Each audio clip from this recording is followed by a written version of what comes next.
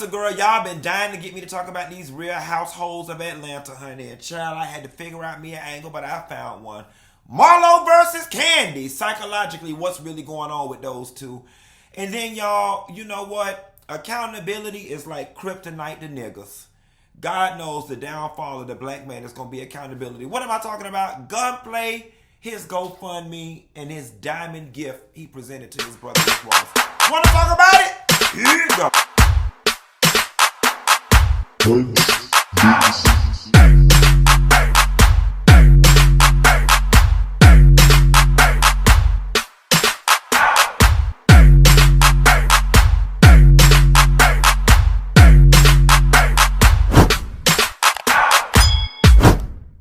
Nessa, girl. Y'all know I've been done with the Real Housewives of Atlanta and a lot of other reality TV shows for a while now. But I hear the rumblings. I still know the people. I'm still friends with the producers. I'm still in these Atlanta streets from time to time. And y'all know the doll has the high level view of what's been going on. And they say Marlo been down to the thing, fucking up the thing. All right? And I'm here to break down what's really going on with Marlo and Kandi, right? Because all of it is psychology, and none of it has to do with reality. What's going on? It's twofold, right? And majority of it is being driven by Marlo Hampton. The first thing is you got to understand, Marlo came into this housewife situation as the underdog, right? She's the prostitute, the whore that sleeps with old white men. Nobody knows where her money comes from, so on and so forth. And then for all of these years, the running joke is she'll never have a peach. She just a friend of the show. She trying so hard. She's so thirsty, yada, yada, yada. And then bam, the Real Housewives of Atlanta finally extends a peach to Marlo. So psychologically, what this does to a person is puts them in a mind space where they say, I have to prove to this network and to the fans why I should have got a peach a long time ago. And that is why Marlo is in a situation right now, y'all, where she is doing the absolute most when it doesn't even make sense, particularly in relation to Kandi, right? So that's part one of it. Then part two of it is everybody knows this late in the game, to solidify your spot, come up against the big dog. If you're bold enough to come up against the big dog, you know, that might get you some points. Then we also know that the formula is drama sells. Drama sells. Now, I knew what time it was when Marlo and Sheree were doing interviews prior to the season starting. And Marlo was like, you know, this season you're going to see Kandi being held accountable. You know, she's just not going to be on here, you know, advertising her businesses. You know, this is reality TV. You have to give the good with the bad, or whatever the case may be. Now, I'm going to pause right here for a second and say this. A large part of Marlo's position is rooted in hateration, right? Because if you take Kandi advertising her businesses singularly, that is what it looks like. Damn, she's sitting up here advertising all of these businesses, these successful businesses. But the thing about it is, every single person on the platform has had the same opportunity to go into business as Kandi has. It's not her fault that y'all don't have a business mind and y'all cannot juggle participating in the drama and creating business and commerce at the same time, which honestly and truthfully is the smartest thing to do. Now, as it relates to people saying Kandi don't share her business, all she's doing is advertising her businesses, I don't think that's fair. I think Kandi has experienced the most loss and the most heartache and has been the most transparent than any housewife on that franchise. When Kandi first started, she was dating AJ. AJ died. Mama Joyce had issue with that. We've seen Kandi and Todd's situation, the dynamic with Kandi, Todd, and Mama Joyce. Todd lost his mother. We've seen them go through the threesome allegations. We've seen Kandi go through the drug allegation with Phaedra. We've seen Kandi lose a friendship with Phaedra. We've seen Riley from the time she was a child. We've seen Riley, Kandi, and Block go through their absentee father thing. And here's the thing. That's not like the producers just went out and found Block and his wife and brought them on. That is something that Kandi initiated. This is my storyline for the year. I give y'all permission to go find him, film with them, because this is what's going on. We've seen Rodley go to college. We've seen Kandi have a baby naturally. We've seen Kandi have a baby through a surrogate. We've seen Kandi get married. Kandi's had additional spinoffs as a result of the show. Honestly and truthfully, y'all, there's nothing left for Kandi to give.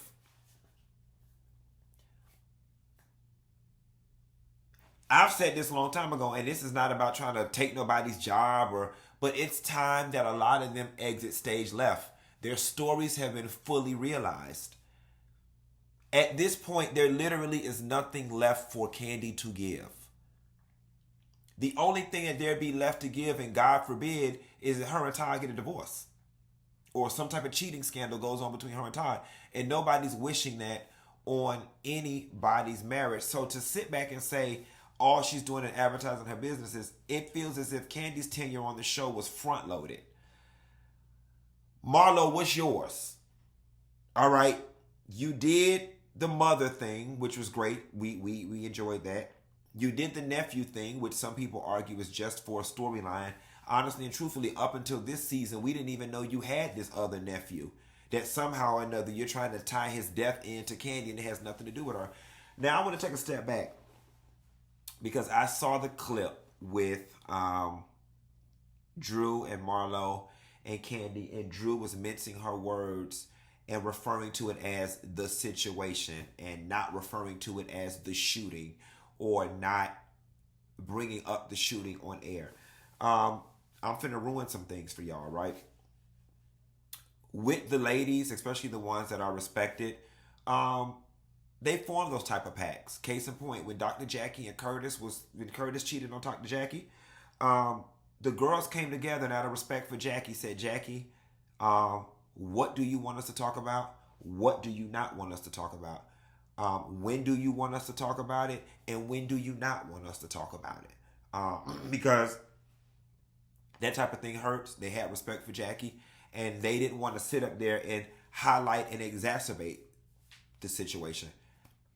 That's the type of grace you get when you're liked. I'm pretty sure in Kandi's mind, she didn't want whatever negative things that were happening at her business to be fodder for the camera, right? And out of respect, the ladies come along and say, all right, these things happened off camera. They didn't happen while we were shooting. Out of respect for your brands and what you're building, we're not going to necessarily talk about them, especially if they are non-germane to the storylines. Now, I don't know what more some of y'all want, right? Because with her being a celebrity in a celebrity-owned restaurant, at the point in which the shootings happened and the national news picked them up, what more is there to say? And by the time they air on the show, these things are 8 months to a year old. So, Marlo is grasping at straws, in my opinion. She's looking for any type of way to bring Kandi out of character, because she is feeling like Kandi is not working. Now, let's talk about the not working situation. And I'm going to fill y'all in on two scenes. A large part of the issue with Kim Zolciak way back when, and I don't know if y'all remember that scene where Kim was pregnant, they all had her around the table, and she ended up storming out, turning the cameras off, and Kroy was there, that whole situation, Kim's exit from Housewives. That situation was not necessarily about what the ladies were talking about at the table. They couldn't break the fourth wall, right? That situation had to do with the fact that we are all an ensemble cast, whether we like each other or not. We are all collecting these big paychecks, but you're not filming, and it's not fair. That's what that was. The scene where y'all seen Marlo bamming on the door to go get Kenya, that was the same situation. All of us are filming, all of us are working. You either leaving early, not coming to scenes, and you collecting your check. That's not fair. That seems to be another part of the energy that Marlo and some of the other girls are maybe feeling.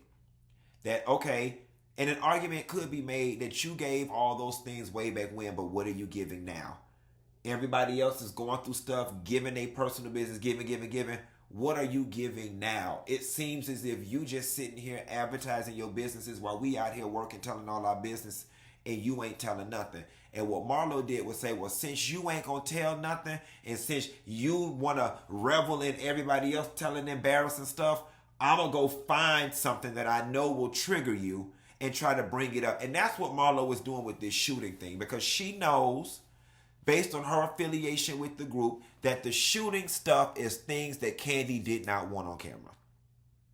She did not want the shooting stuff highlighted on camera, and you can tell that it had been spoken about amongst the group. That's why Drew was saying, well, we were talking about the situation, and she wouldn't use the word shooting, and Kandi was looking like, girl.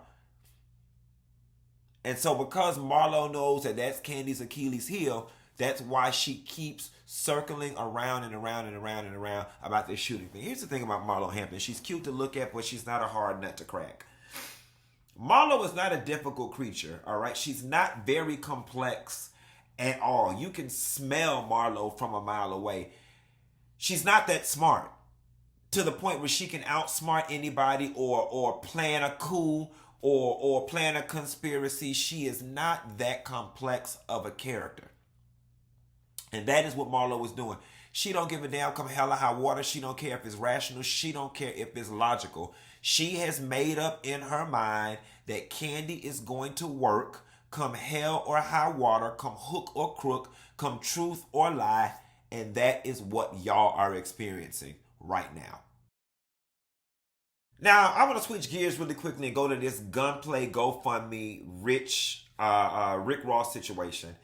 And, I didn't know what was going on until everything hit the blogs, but I will say accountability is the kryptonite of black men.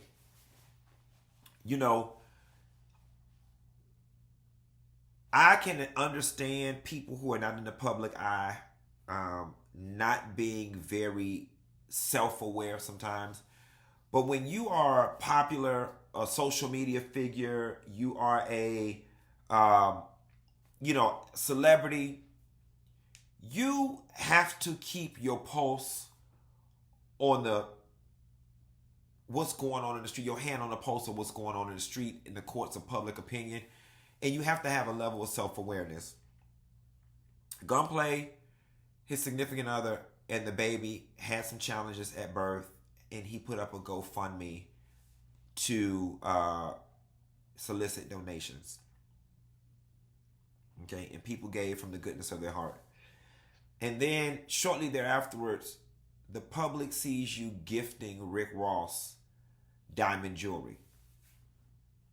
Now, we don't know where the money for the jewelry came from. We don't know if the jewelry had been under your bed for the last 6 years. We don't know if Mona Scott Young bought you the damn jewelry.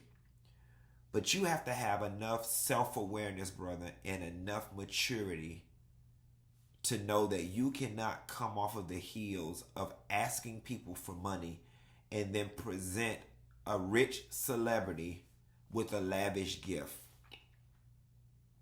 You presented a man with a gift that don't even need them damn diamonds. That gift literally was probably didn't even mean anything to him. The level of wealth that Rick Ross has. And then you made it a point, for whatever reason, to do this publicly. And the sad part about it is, from just the body language and the temperature of that video, Rick Ross didn't even give a fuck about you enough to sit up and put a damn shirt on. And then you coming in there looking like, the little bitch that's trying to be down. I want to be down so bad, I'm going to gift you some diamonds that you don't need. And this is the best I could do. Please forgive me. Please be my friend. And then you got on the Drink Caps podcast, I believe it is, and cussed out the general public, citing that people were asking for refunds and people were saying this, and that if you're one of those people who asked for a refund or has something to say, that you never gave from the heart in the first place. No, ma'am. No, ma'am. No. Gunplay, my brother, I'm sorry. And I'm not even saying this from a place of going in and trying to make jokes. I don't know what type of people you have around you and what type of moral compass that you have. You don't get to do that. You don't get to do some foul shit and then gaslight everybody and try to make them feel bad by using this "you never gave from the heart." No, people actually did give from the heart. and they got upset from the heart as well. All right. You have to look at the optics of it all. You're saying you need money to help your child. You are in possession of diamonds. Everybody's looking like you could have took them fucking diamonds back. That goes to show that you were not in that desperate of a need, because desperate times calls for desperate measures. And I know for a fact if I was sitting up on diamonds, or if I had plans to go buy diamonds and my child needed surgery and we needed money for it, diamonds and presenting a nigga who ass I'm trying to kiss with a gift would be the last thing on my mind. Brother, you got to step outside yourself and look at how this looks to other people. You don't get to criticize everybody and say they didn't give from the heart. Yes, they did. And that's why they're so upset, because you touched them in a heart space. Get out your feelings for a moment and just look at how this looks. You must admit that this looks fucked up. And I'm sorry, give from the heart or not, at the moment in which people give, your business is now theirs. They have a right to your business. They bought into your business. And so one has to ask, were you really trying to make amends with your brother, or were you trying to make a public spectacle?